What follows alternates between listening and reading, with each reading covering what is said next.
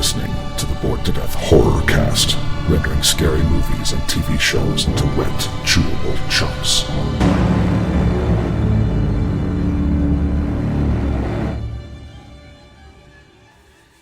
Hello again, ladies and gentlemen, and other assorted gender assignations. Welcome back to the Bored to Death Bingecast. Horrorcast continues. I am Jay, being joined by Sam. And we are here to watch a movie called Behind the Mask. The Rise of Leslie Vernon. This is one that we found on Shudder. I've known about it. You've known about it, but we spotted that it was on Shudder after we finished watching VHS 94. If you haven't listened to our Bingecast for VHS 94, please go do so. I know that more people than usual have seen it. I don't remember the exact counts, but it's gone up over our usual single-digit view count, so that's always a good sign. Oh, yeah. But you mentioned it to me that it's done sort of documentary style. Yes. And it's about a guy who wants to become a slasher, like Jason Voorhees, Freddy Krueger, and Michael Myers, who are actual people in this universe. Even its tagline, Freddy, Jason, Michael, we all have someone to look up to. And it's about the training that he puts himself through in order to be ready to become this horror slasher icon. Yeah. And that concept alone was just enough. I was like, you know what? That sounds like it could be good. And you've seen it before. Oh, yeah. I've seen it multiple times. I've recommended it to a lot of people. Yep. And even Chris hasn't seen it, surprisingly enough. He says he's just going to go out and buy it eventually. Yeah, Chris unfortunately couldn't join us right now because, the usual work monster. Yep.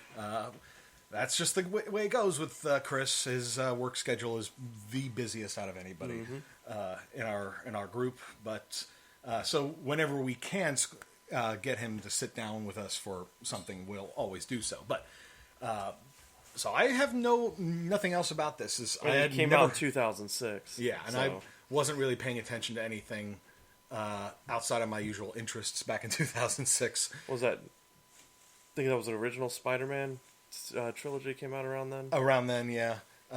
And basically anything sort of action-y, sci-fi, anything horror I just didn't pay attention to.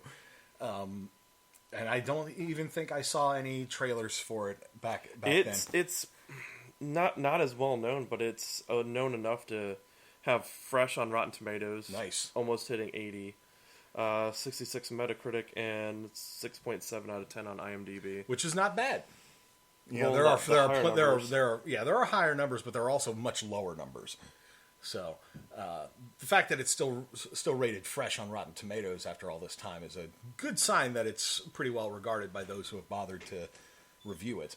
So I don't think there's really much else to add for this intro. We do still plan to continue Horrorcast as we can fit it into Chris's work schedule because we want to do the John Carpenter Apocalypse trilogy, but that's for later. What's interesting is that it says related movies. The number one related movie is Hatchet, which I also highly recommend to a lot of people. Okay, well, maybe we can do that for Horrorcast next year. Try to squeeze that in. But I think that's going to wrap up this intro. So, nothing else to add? I think all right. Good. So, with this short intro, but we'll be back after the binge.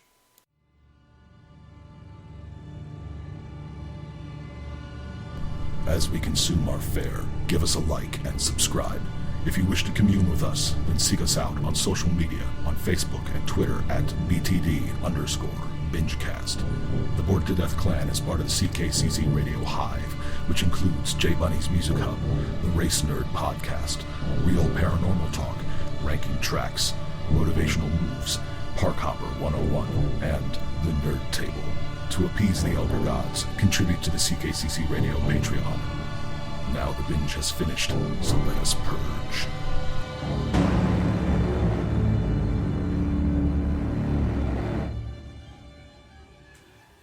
And we're back.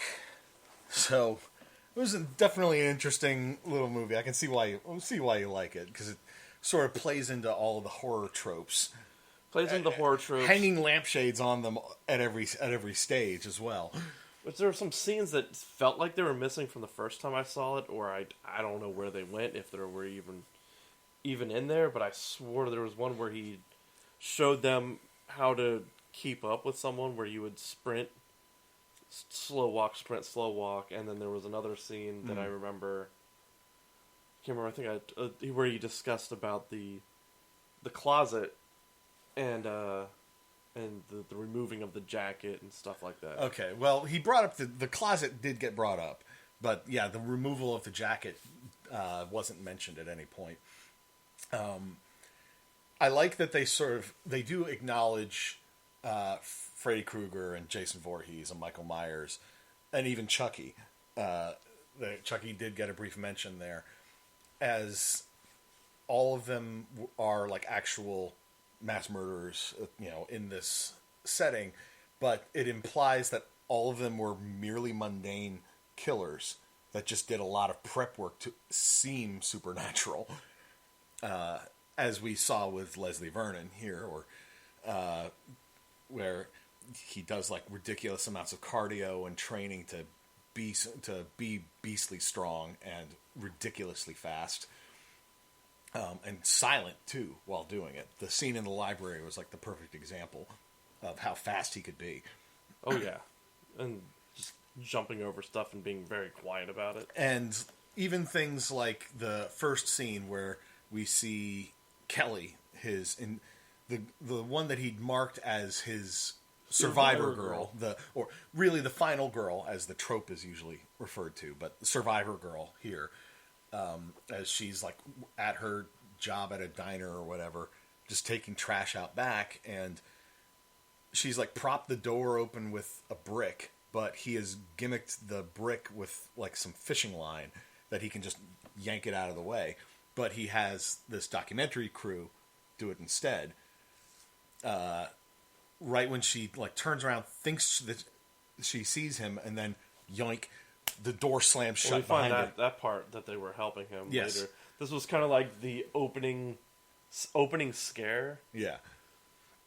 Setting the stage to start the fear marinating kind of thing.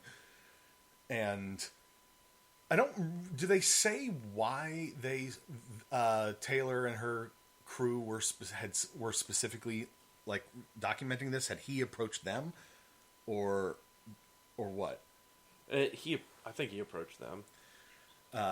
Basically just sort of wanting to document his prep work and everything for all this. And he keeps talking about how... I don't know. I don't think they were very clear on who approached who, yeah. But it sounded like they made it seem like he approached them because he had already picked her out. Yeah. And he keeps talking, using like, oh, sorry, survivor girl, it's an industry term.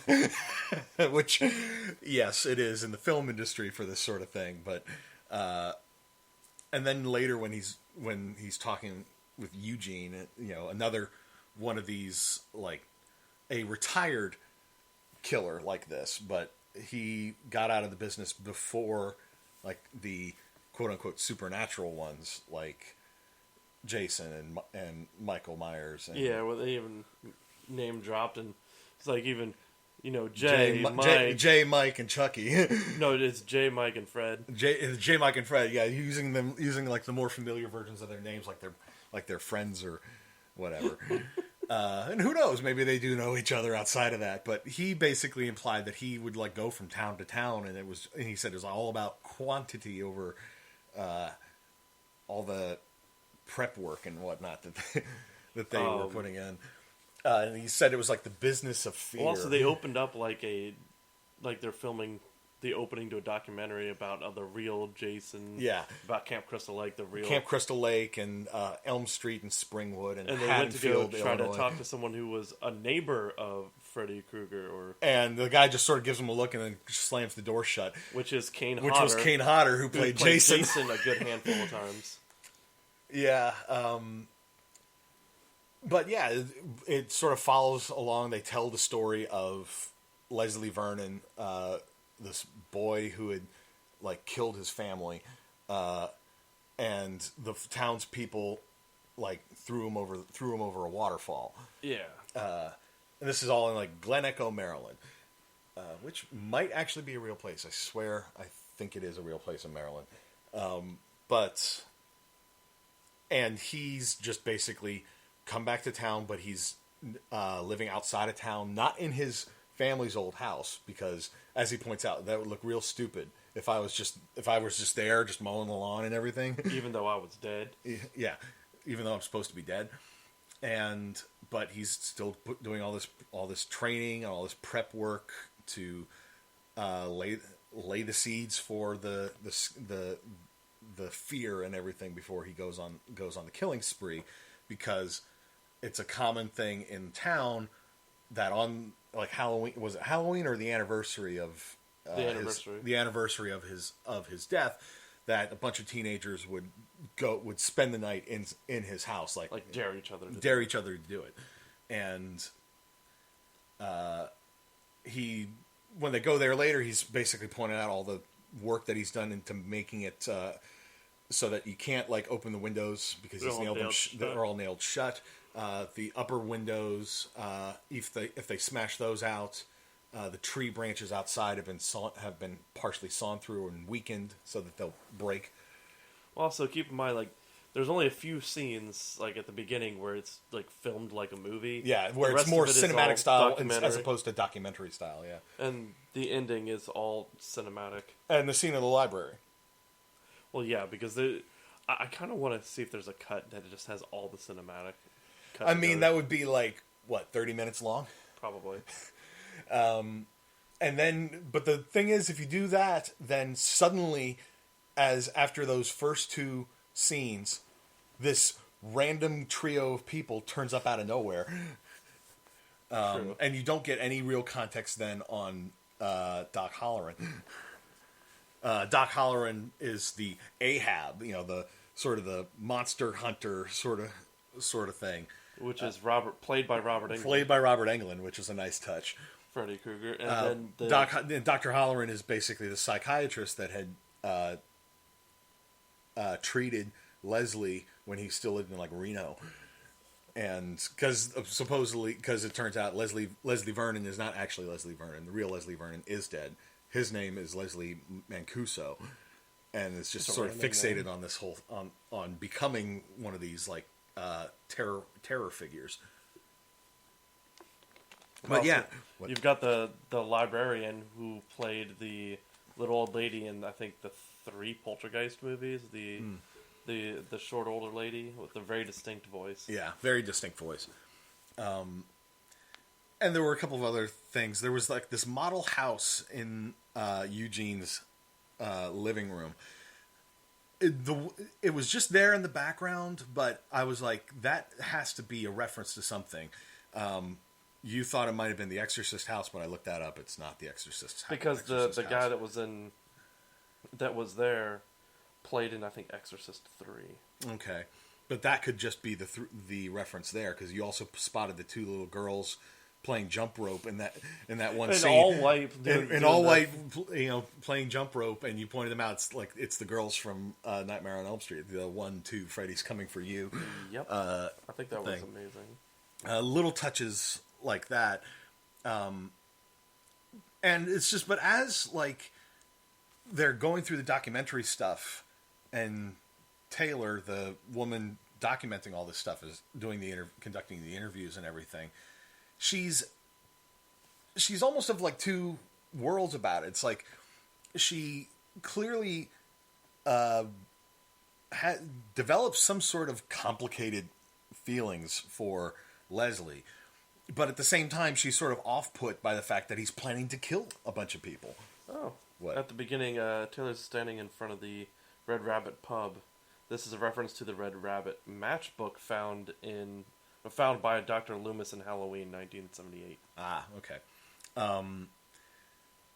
So she seems almost of two worlds about it. There are times where she seems like encouraging of all the work that he's doing, but then it's just sort of like she's sort of reminded that he's planning to kill people. She's like, maybe I shouldn't be encouraging this. It got to the point where I was like, is this going to flip it around and she's going to be the one actually doing all the killing here, or what? But no, the twist ended up being something else that I kind of also suspected might be the case, but they left me guessing just long enough that I was like, okay, so that's where we're going. Guess I missed you're that. you're looking at more trivia here. Apparently, when they go to Eugene's house, the car parked in Eugene's driveway is the same color, make, and model seen in the director of Sam Raimi's movie. So it's pretty much Sam Raimi's car. Yeah, Sam Raimi's car. Okay. But when Doc Halloran shows up to stop his killing the librarian for that scene, Leslie escapes and is all excited because he's like, "We've got an Ahab!" And you found another thing. There was a lament configuration puzzle box from Hellraiser sitting on the table when they were interviewing Eugene and his wife. Well, I figured there were probably a lot of other horror movie references in there that we probably didn't see. But the twist that comes up is after Leslie's explained what his game plan is for the night. He's gonna wait until one couple peels off to go upstairs and start getting their freak on, and then he's gonna burst in, kill them both, and then set the scene for when people come up later to scare them out of the house. I knew Eugene's wife's name other than just Jamie Curtis. Her name was Jamie. Halloween and Prom Night is the reference for those. Okay. Sorry, I knew there was a reason for it other than Jamie Lee Curtis. I just couldn't think of it. Yeah. And a whole bunch of other things, like he's rigged the fuse box so he can turn it off remotely with a kill switch. With a garage door opener. It looked like he just sort of repurposed one of those.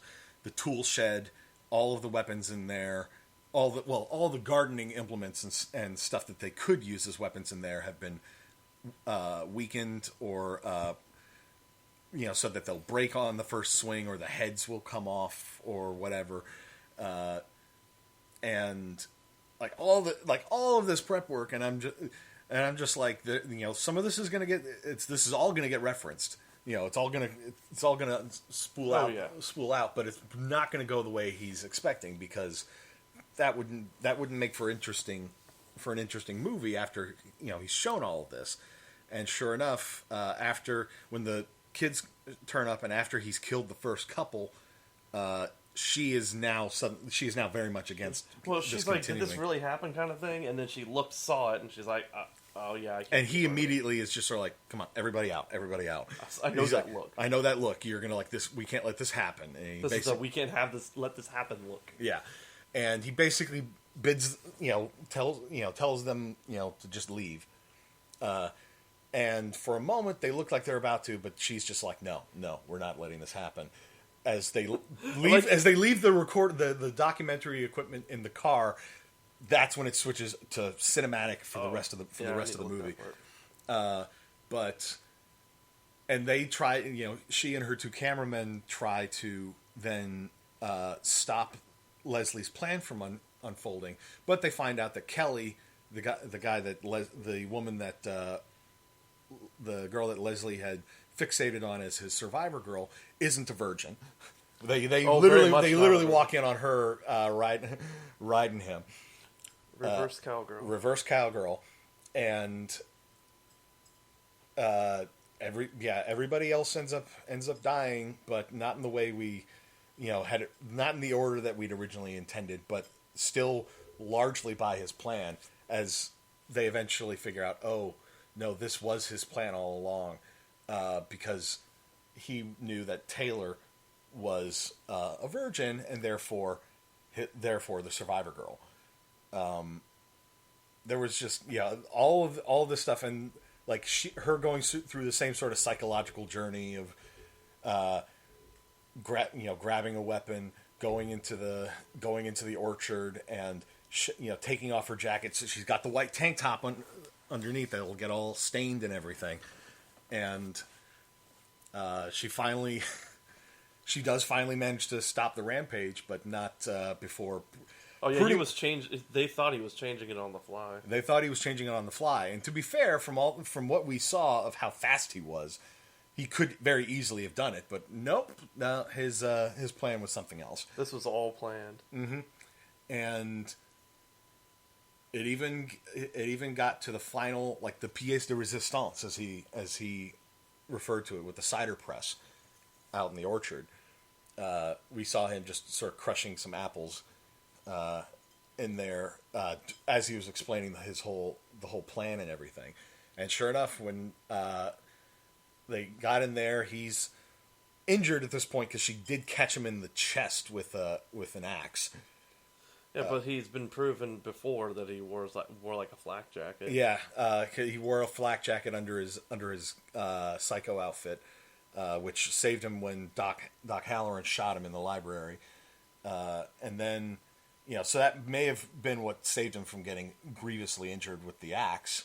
But or if he really knew, he probably took the edge off. Yeah, but you swing one of those hard enough. Oh yeah, it's still gonna seriously hurt you. Even through something that won't pierce you, it'll do some damage. But she ambushed him in the shed, the cider press shed. I'm pretty sure he planned for all of that too. Yeah, that's probably made it so the cider press had a stopping point where it would not kill him. Yeah, probably. But she first ambushes him by swinging a hook down from the ceiling out of the corner to knock him down. But he of course has prepped for this, and he's just overpowers her, tries to strangle her, but then she grabs his sickle, which was his signature weapon, exactly as he pointed out with the whole phallic imagery stuff. She grabbed his weapon and then used it against him as her empowering moment. She grabbed the weapon. Mm-hmm. And then she just hauled him over to the cider press, shoved his head in it, kneeled on his back as she just cranked it until it was squeezing his head. And he pops his mask off as he's just I knew it was you. And then just one final turn that seemed to stop him. And then she pours kerosene all over the place and sets it on fire. Her surviving cameraman and Doc Halloran catch up to her. Oh, you skipped over a lot of people, I guess. What? Well, we want to. I'm not trying to do a blow by blow thing here, but yeah, definitely something people should go out and watch. There's a scene that goes on during the credits where it's security camera in the morgue as the guy's just wheeling the gurney in, pulls the sheet back, and you can just see a horribly burned body there. And while the Talking Heads Psycho Killer is playing over the credits, of course, and I'm just okay, it's gonna happen. Where is it? Because there was something that before I pointed out earlier in the movie, he talked about how some yoga practitioners are able to slow their heartbeat. I think it was when they went to go get Eugene out of his sensory deprivation tank. Yeah. Because when they get to Eugene's place, he is in a sensory deprivation tank out in the woods by his house, buried. And it turns out he'd been there for 3 days. What is it, Tuesday? No, Thursday. What? And that's when he brings up the heartbeat thing, and I'm just okay, interesting. But it wasn't until that till the credit scene that I was because sure enough, he sits up on the gurney, and the guy in the morgue has his back turned, and then you just see the head slowly turn to look at him as it cuts to black. But there was something else that he pointed out after he's sort of laid out what his plan is he's putting his makeup on that he wears underneath his mask. He explains that it's a combination preparation H and what was that? What a flame retardant. Well, flame retardant was part of his own special mixture, but there was something else he said in there that helped constrict the blood vessels so you won't. I thought that was Prep H. Maybe I could have sworn he said there was something else in there, but the flame retardant stuff I was okay, and then it didn't seem like it came up until the place got set on fire, and I was half expecting there to be a shot of the cider press in the burning shed, but no body in it. But instead, we got the scene in the credits. I was like, all right, there you go. It's bad there wasn't a sequel. Yeah, but I feel like the sequel being a proper horror movie. Yeah, and that would sort of lose the charm, as it were, that this movie has. The only way you could do it is if you had some other documentarian sort of chronicling the story of other survivor girls, and they come across her. So one of the things I thought it was really interesting that he talked about the turtles and their names. Yeah. I realized why. Church is the name of the cat from Pet Sematary 1. Okay. Zoe is the name of the dog from Pet Sematary 2. Ah, there you go. And the turtles had some significance to the Leslie Vernon story. Yeah, the turtles picked the body clean. Yeah, the turtles at the bottom of the waterfall or whatever. But yeah, I liked how they addressed all the common like horror tropes and sort of like hung the lampshade on all of them while still throwing the occasional little twist in there to make it interesting. They have some other random ass things like Kelly Curtis. I was like, oh, Curtis, as in Jamie Lee. Yeah, it's like, damn it. Which she has a sister named Kelly Curtis. Nice. Wow. I didn't know they. I didn't know that either.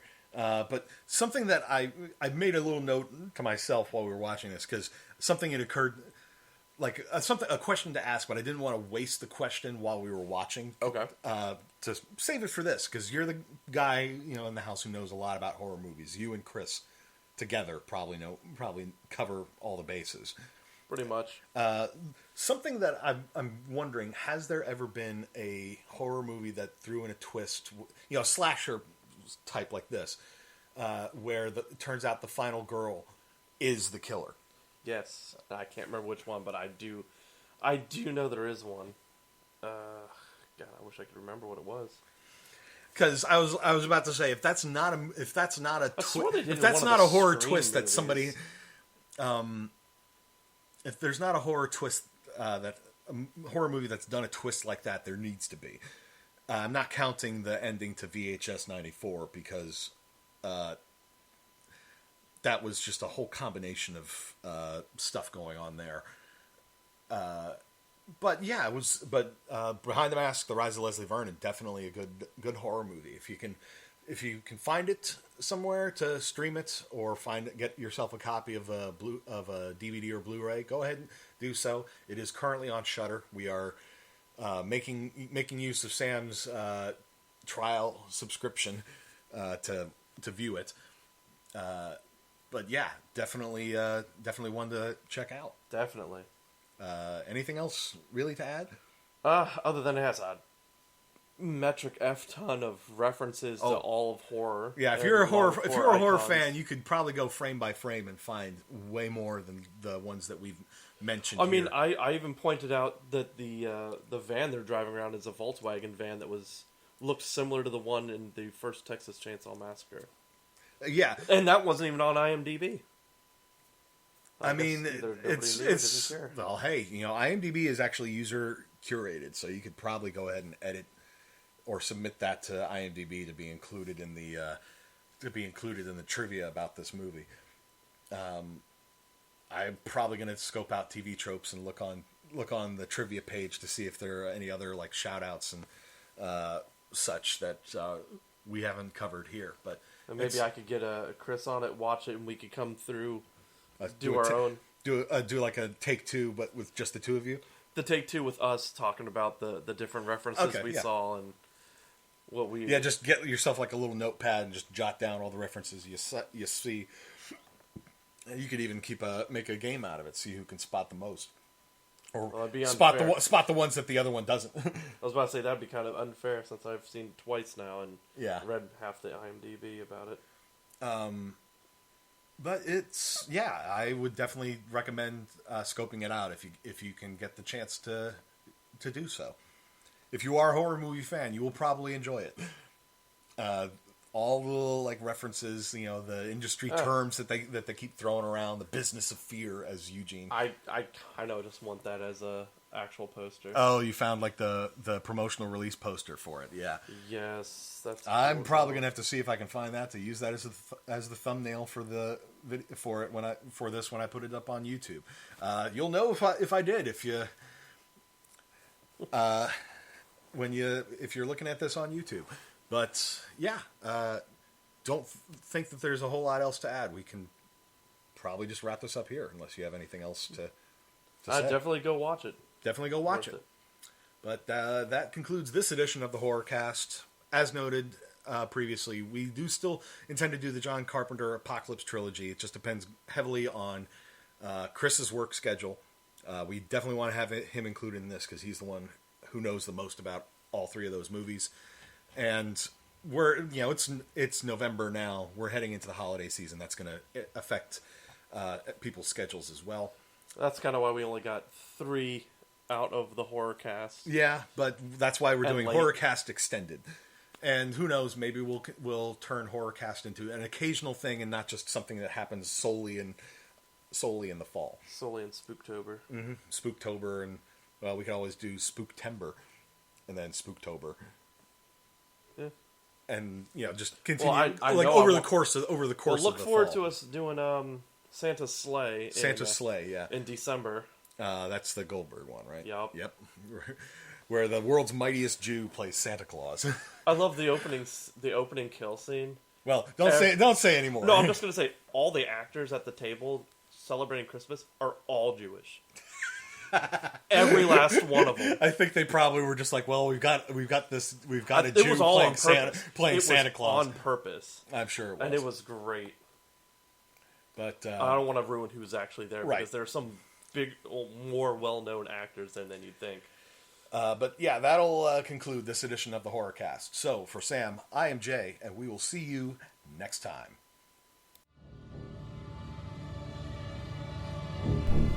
You've been listening to a Bored to Death Horrorcast. Our back library of episodes can be found on YouTube or CKCC Radio. We will find you when it's time to binge and purge.